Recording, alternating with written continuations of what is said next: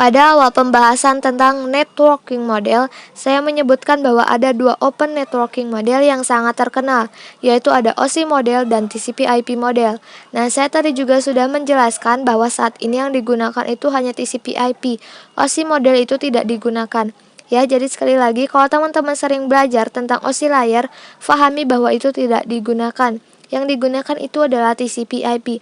Kenapa kok OSI model ini tidak digunakan? Karena untuk dari sisi perkembangan protokolnya, perkembangan modelnya, itu TCP/IP lebih menang dibanding OSI.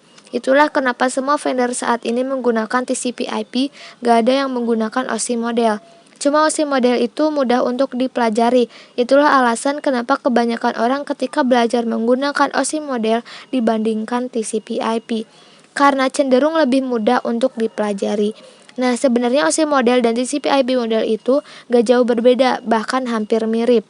Dari sisi layer di sini kita bisa lihat bahwa di OSI model itu ada 7 layer. Jadi ada application, ada presentation, ada session, kemudian ada transport, network, data link, dan physical.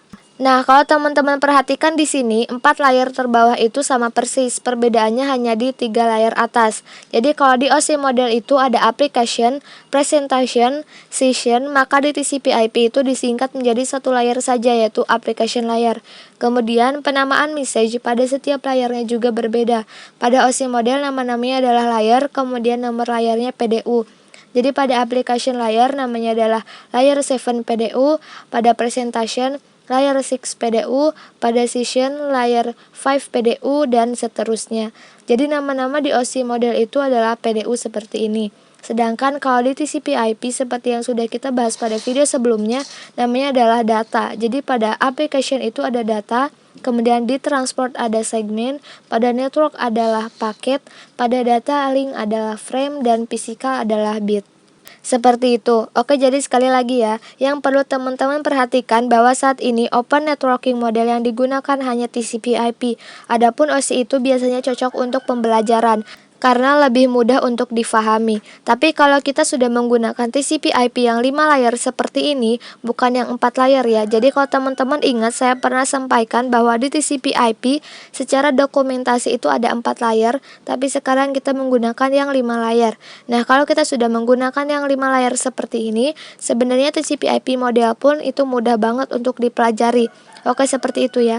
Jadi itulah kenapa dari awal saya membahasnya adalah TCP/IP, karena saat ini yang digunakan itu adalah TCP/IP. Oke, kita bahas kesimpulannya. Jadi ini adalah kesimpulan dari awal kita sudah membahas tentang networking model. Jadi networking model itu fungsinya adalah mendefinisikan bagaimana antar komputer, khususnya yang berbeda vendor, bisa saling komunikasi dengan mudah. Kemudian ada dua networking model yang sangat terkenal, yaitu TCP/IP dan OSI. Namun untuk saat ini yang digunakan itu hanya TCP/IP. Adapun untuk pembelajaran itu kebanyakan orang masih menggunakan OSI model karena lebih mudah untuk difahami. Oke, saya rasa cukup. Ini adalah akhir pembahasan tentang networking model. Sampai jumpa di video berikutnya.